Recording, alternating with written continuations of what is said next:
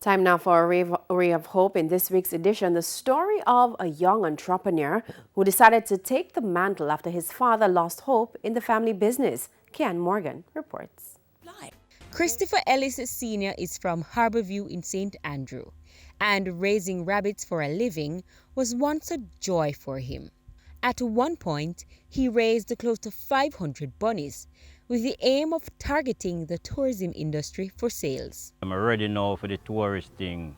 See, it is like the master boy, I have to have inspector, I have to have slaughterhouse and them thing there. See it. And as a little small man boy, tell you the truth, I never have the help. Feeding them was also costly. Discouraged, Mr. Ellis decided to sell and give the bunnies away.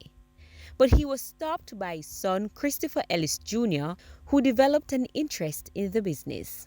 When me did say, me I get breed of them, and him said, no daddy, leave some, me go and take care of them. See, so right now, me leave near about 30, and him there I take care of them. See, so him have him turkey, him have him bird, him have him dog, you understand, him have him fish. The 11-year-old Harborview Primary School student says he wants to restart the rabbit business and also sell pet birds. To start, he bought himself 2 birds.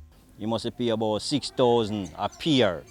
Or him pay 6,000 and save him money. Feeding them and take care of them.